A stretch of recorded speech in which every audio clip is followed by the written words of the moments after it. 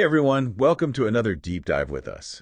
Today we're going to be tackling a topic I know a lot of you are really interested in, and that's competency-based learning. It's certainly a hot topic right now. It is. We actually have a pretty hefty chapter from an academic book that really digs deep into this whole idea of competency-based learning, where it came from, where it could be going, the benefits, the concerns, and how it's actually being used. Sounds comprehensive. It is. It's a lot to unpack. So think of this deep dive as your crash course on competency-based learning, like what it actually is, what it could be, and, does it actually live up to all the hype? Well, a lot of times when people hear competency-based learning, they think it's a brand new concept. Mm-hmm. But it's really interesting because the roots actually run pretty deep. And to really understand it, I think it's helpful to draw some parallels to historical examples, things like guilds and apprenticeships. Oh, okay. So to understand the future of learning, we're going back in time a little bit. Yeah, exactly. Okay. I'm intrigued. Tell me more about this historical connection. Well, imagine a craftsman from way back when, like let's say a cooper. A cooper. Yeah, the people who make barrels. Okay, right. Back then, there weren't really like classrooms or lectures, right? Mm-hmm. So these skills were broken down into smaller, really specific units. Okay. And the apprentice would actually focus on mastering each one Uh-huh. before moving on to the next. So, they wouldn't actually be considered a cooper until they had mastered the entire craft, like from start to finish. The whole process. Yeah, from selecting the wood, all the way to the really meticulous details of shaping and assembling and sealing the barrel. So it's almost like leveling up in a video game, right? Mm-hmm. Like you have to demonstrate your skill before you can advance to the next stage. But is this approach, is it really still relevant today? That was a long time ago. It absolutely is. I think, this concept of showing that you've mastered something before you move on is very much alive and well. Okay. Just look at things like military training or vocational schools.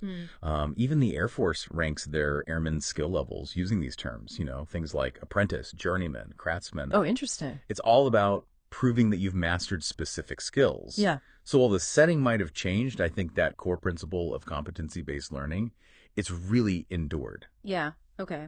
That makes sense. But so how did this idea of proving your mastery, learning specific skills make its way from, workshops or training grounds into like the world of education, schools and stuff as we know it today? Like, was there a turning point? Well, I think the shift, from just straight training to more formal education really started with a focus on cognitive skills. Okay. And Benjamin Bloom's work back in the 1950s was kind of groundbreaking in that, he really provided a way to define and measure those skills. Uh-huh.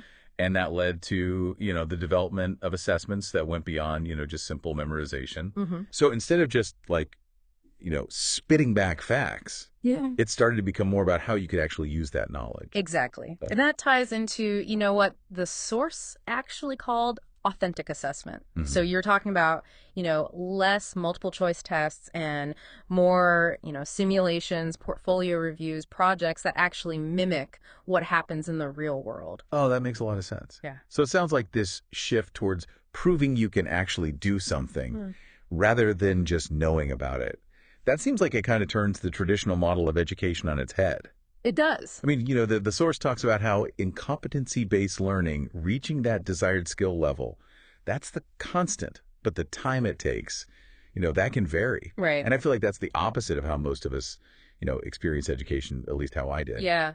It's a big shift. If you think about a traditional classroom, the time is fixed semesters, quarters, a school year, whatever it is, but the outcomes, those vary, right? Some students, they do great. Some struggle. Everything in between. Yeah. Some get A's, some get F's. It's like a lottery sometimes. Sometimes, yeah.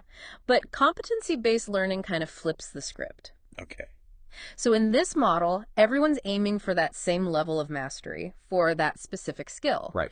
Some might pick it up quickly, others might take a bit more time, but the goal stays consistent. So it's like, when you're trying to figure out how to assemble that new grill you got from like a YouTube video. Right. There's no class, there's no set timeline.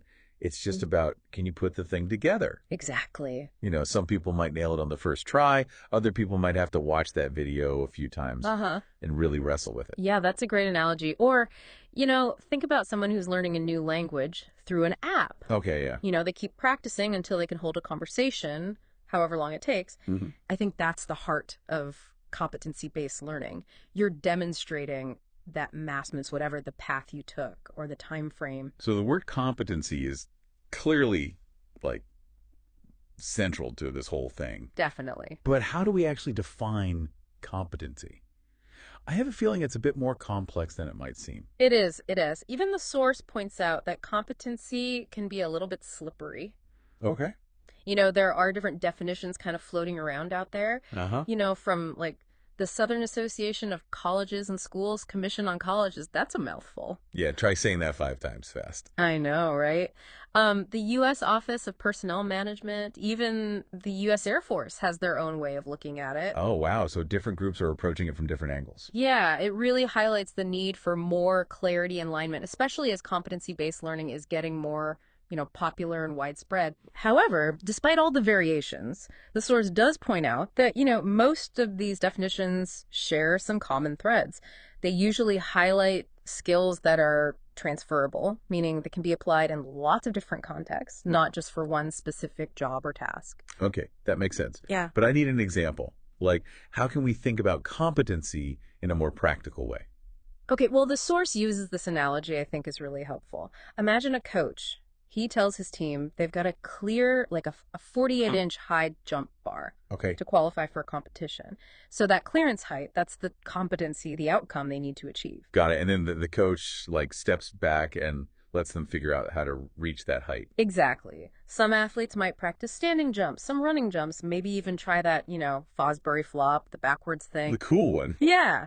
The method's less important than the result. This is about what you can do, not how you learn to do it. Exactly. Okay, I'm starting to get it. Yeah. But I imagine there are different levels of competency, right? It's not just like pass-fail. That's a great point. And that leads us to, how is competency actually structured and measured? And the source looks at a few different models that try to break that down. Okay, let's dive into those models. Let's get into the details. So what are the building blocks of competency? All right, so one model by Lyle and Sen Spencer, they wrote this book called Competence at Work. And they break it down into 5 parts. Yeah. Motives, traits, self-concept, knowledge, and skill. Okay, so motives are like what drive you. Traits are like your inherent characteristics. Self-concept is how you see yourself. Yeah. And then you have knowledge and skill, like the things you learn and actually put into practice. That's it. Okay, it makes sense. But is there another way to visualize this, to really see these components? Yeah. There's another model, kind of a pyramid shape, by Antoinette Lucia and Richard Lepsinger. Okay. It builds on the Spencer's model. Okay. So you start with this foundation of personal attributes, your natural aptitudes, personality traits, that kind of thing. Oh. Then, as you move up the pyramid, you build knowledge, skills, and at the very top, all these things come together, and you see it in their actual behavior, how they perform. Okay, so you start with who you are, then develop what you know and can do, and it all shows up in how you perform. Actions speak louder than words, right? Exactly. I like that visual of the pyramid. Makes it much clearer. So we've got these different pieces that make up competency, but are all competencies, created equal. Yeah. Are there different types? You're asking all the right questions. Yes, the source actually makes a distinction between 2 main types. Core competencies and occupational competencies. Okay, I'm all ears. Break those down for me. The core competencies, those are those valuable skills that go beyond any specific job. They apply to everyone in an organization, no matter their role. Okay. Things like teamwork, initiative, communication skills, problem solving, critical thinking, those things that are essential no matter what you do. Makes sense. So the occupational competencies are more specialized. Exactly. Those are specific to a particular job or profession. So, a firefighter needs very specific firefighting skills. A software developer needs coding skills. Right. But what's interesting is they both still need those core competencies, like the teamwork and communication and problem solving, to be really effective in their roles. So it's like a recipe. You need both sets of ingredients to really make it work. Yes. And it sounds like, we often think about trades when we hear competency. Cognitive skills are just as important, right? Like problem solving, critical thinking. those are valuable across the board. Absolutely. And the source really emphasizes that those cognitive skills are just as transferable and valuable as those technical skills. Yeah. In fact, in a world that's changing so rapidly, these cognitive skills, they're becoming even more sought after. Yeah, it's not just about knowing how to operate the machine. It's about like understanding the underlying principles, being able to troubleshoot when things go wrong. Okay, I think I've got a pretty good handle on like what competencies are, the different pieces, the categories. But how does all this translate into like the actual learning journey? Yeah. How do competencies like guide the process? Well, think of a well-defined competency model. It's almost like a roadmap. Yeah. It lays out what mastery looks like for each skill, almost like a contract between, the learner and the teacher or the institution. Right. And so the focus shifts from just, spending a set amount of time in a course to demonstrating that you can actually DO what's required. Okay, so instead of just like sitting through a course and hoping for the best, you're actively working towards specific goals and proving you've hit those targets however long it takes. Yes, it's about showing, not just telling. Okay. And this has implications for things like learner mobility. Okay, I'm curious about that, learner mobility. How does that tie into competency-based learning? Well, think about it. If you can document that you've actually achieved a specific competency, that becomes really valuable, right? It's a portable credential that you can take with you. So it's like a universal language for skills. It cuts through the noise of traditional resumes and transcripts. Instead of just listing your coursework, you're showcasing what you can actually do. Exactly. And for employers, this is a huge deal. Yeah, I can see They this. can look at someone's competency portfolio and get a much clearer picture of what they're capable of. It makes the hiring process way more efficient, less risky, because they're not just relying on what a candidate says they can do. Exactly. They're seeing the proof. This all sounds incredibly promising, but I have a feeling there's another side to this coin. Yeah. The source mentions some concerns about competency-based learning. Absolutely. It can't all be sunshine and roses. No, there are valid criticisms that need to be addressed, and I think exploring those concerns will be the focus of the next part of our deep dive. Well, you've certainly piqued my curiosity. I'm ready to hear about those potential downsides and how they might be addressed. But until then, thanks for laying the groundwork for understanding competency-based learning. This has been really insightful. My pleasure. Welcome back to our deep dive on competency-based learning. So before we jumped into the break, we were talking about, how this model, it could really create a more equitable and flexible way to approach learning, for everyone. Right. It all sounds really great in theory, but I imagine like putting it into practice, on a larger scale, there's got to be some challenges, right? Oh, absolutely. And the source actually highlights a bunch of hurdles that we really need to address if this whole competency-based learning thing is gonna, live up to its potential.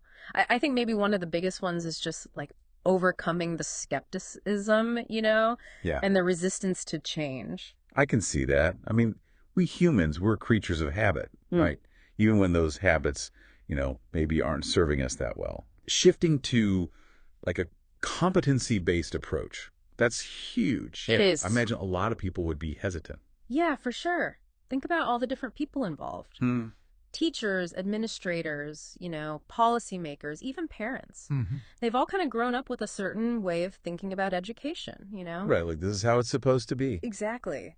To shift to this new competency-based approach, that's like a major mindset change. It'd be like switching from like a familiar board game, one you've played a million times, to a totally new one. Right. Different rules, different strategies.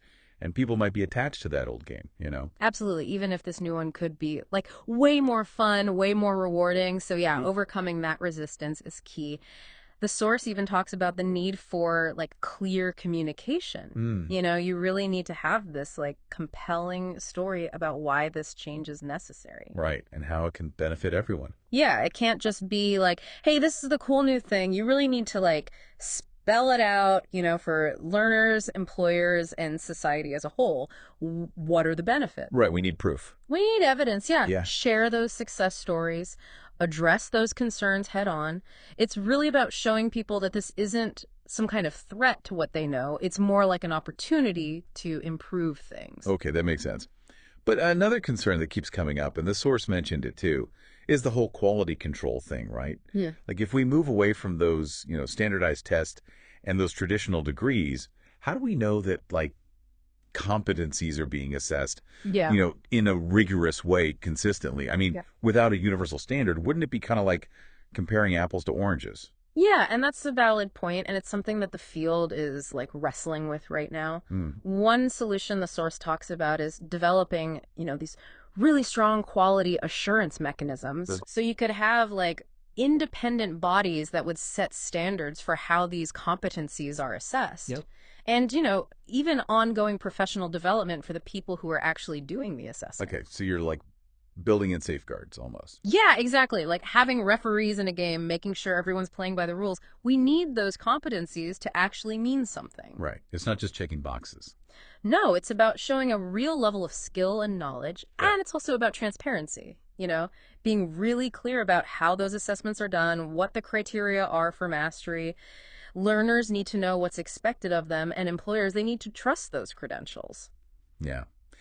This all makes sense, but I can't help but think about the scale of this, like this change. If we're talking about like a nationwide shift, towards competency-based learning, wouldn't that take like a ton of time, resources, and honestly, probably the biggest thing, political will? It's massive. Yeah, there's no doubt. But the source actually argues that it's worth it. They point to the economic benefits, a more skilled workforce that can adapt. Right. Not to mention the social benefits, a more equitable, inclusive education system. It's almost like investing in infrastructure, right? Exactly. Like it might be expensive up front, but it sets you up for success in the long run. Exactly. And it's recognizing that learning isn't just like a private good, it's a public good. Mm-hmm. It benefits everybody, not just the individual. And if we want to like thrive in this crazy world, this world that's changing so fast, we need a system that's agile, responsive, and really focused on developing skills people actually need. Okay, so let's say we manage to like jump over all those hurdles, Right. and we start seeing competency-based learning, popping up everywhere. What would that mean for the learners themselves? Yeah. Like, how would their experience be different from, what we're all used to? I think it'd be way more empowering, way more personalized. Imagine learning isn't confined to like these rigid curriculums or these strict timelines. You learn at your own pace, focus on the skills you need for your goals, and you show what you know in a way that really plays to your strengths. No more like one size fits all. So no more like sitting through lectures on stuff you already know, or Yeah. like frantically trying to keep up with a pace that's just not working for you. Exactly. You're in the driver's seat, basically. Okay. And instead of racking up credits or grades, you'd be building like a portfolio, Uh-huh. That shows off your skills and abilities, work samples, projects, certifications, anything that demonstrates what you can actually do. So it's like a resume that actually means something, tells a Yeah. story about what you're capable of. And that's got to be huge when it comes to like actually looking for a job. Absolutely. Employers, they want to see evidence, not just credentials. Yeah. They want to know you can solve their problems, help them achieve their goals, not just that you passed a test or sat through a class. So it really sounds like competency-based learning, it could really help bridge that gap between what's being taught, in schools and what's actually needed out there in the working world. Yeah. It's about making education more relevant, preparing people for those jobs of the future, the ones that don't even exist yet. Exactly. And it really promotes this idea of lifelong learning. In a world where everything's changing, we need to be able to adapt, learn new things all the time. And competency-based learning, it encourages that agility. It provides a framework for just constantly developing your skills. Okay, so we've talked about the learner's perspective. Right. What about the employers? Yeah. How would this approach benefit them? Well, I think for employers, the biggest thing is they finally get a clearer picture of what someone actually knows and can do. So instead of just looking at resumes, relying on interviews, they can look at that competency portfolio and see real evidence. So less guesswork, less risk. Yeah. They can be more confident they're hiring the right people. Exactly. And it could even speed up the whole hiring process. How so? Well, if they know exactly what competencies they need, they can use these competency-based assessments and, screen candidates really quickly, find the most qualified people. It's about taking the emotion and subjectivity out of it, right? Yeah. Making it more objective and data-driven. Exactly. And it goes beyond just hiring, too. Okay. Competency-based learning, you can use it for talent development within a company. Oh, interesting. Yeah, they can identify, where there are skill gaps and then provide training to address those. So win-win for both learners and employers, it sounds like. Definitely. But okay, so we've talked about individual benefits. What about the big picture? Yeah. What would like a nationwide competency-based learning, ecosystem, what would that mean for society as a whole? I think it could be transformative, honestly. A society where everyone has a chance to develop their skills and talents, no matter where they come from. It could lead to a more productive economy, an economy that's more innovative, one that can actually meet the challenges of this century. And it could foster that culture of lifelong learning we were just talking about. It's a bold vision, Yeah, but one worth striving for, right? absolutely. I mean, we see it throughout history.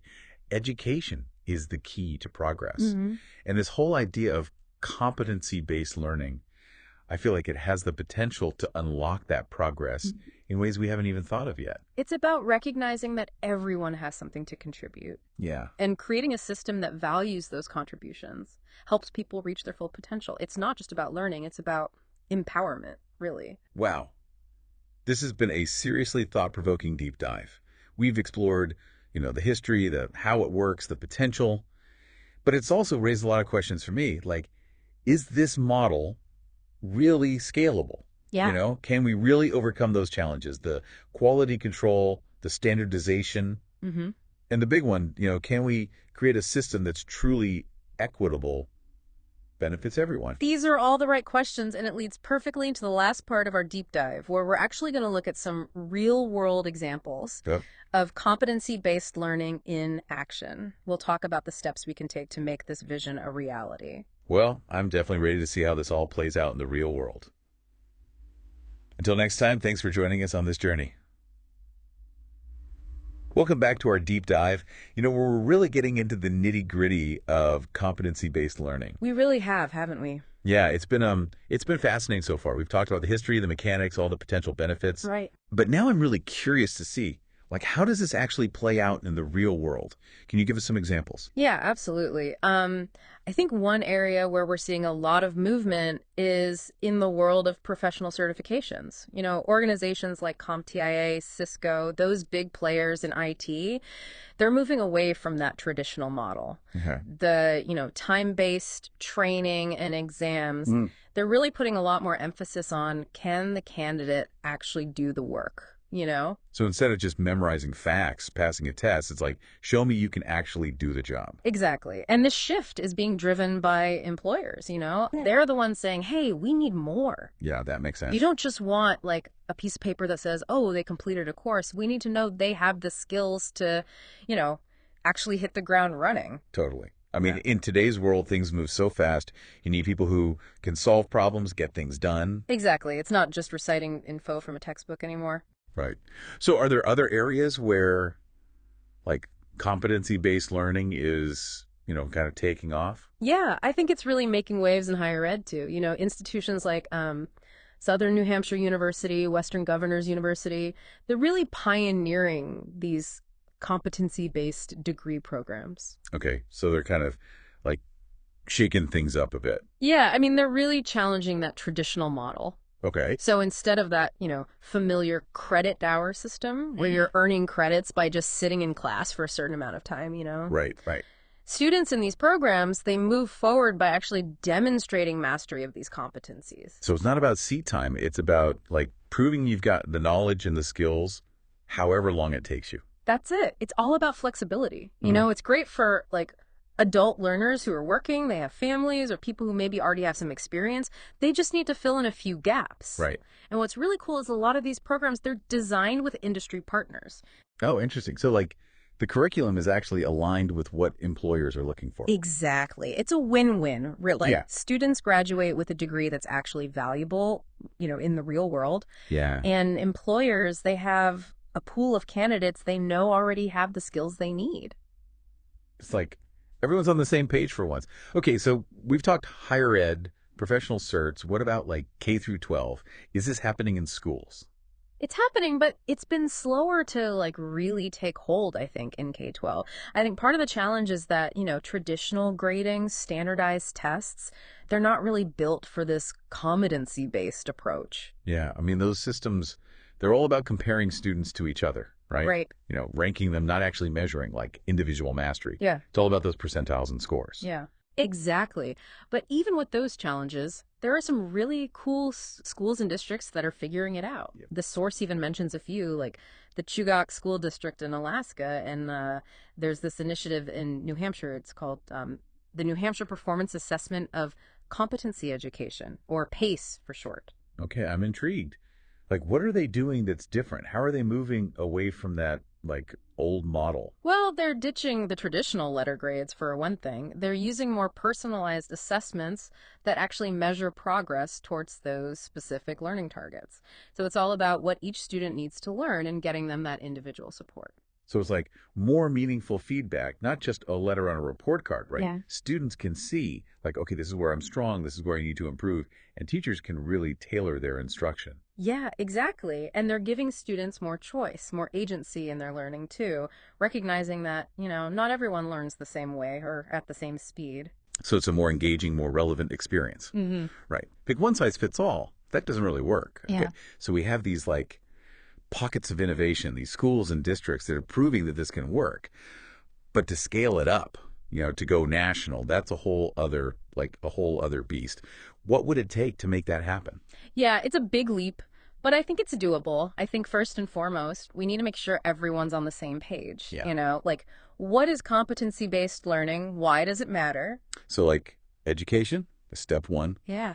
We got to get past the hype, Yeah. Be clear about the principles, the benefits, and the challenges too. Okay, so educate policymakers, educators, employers, parents, even the public. Like, this is what it is. This is why it's important. But of course, there's going to be some resistance. Oh, yeah, absolutely. Yeah. People are always skeptical of new ideas, especially when it comes to, something as important as education. You're right.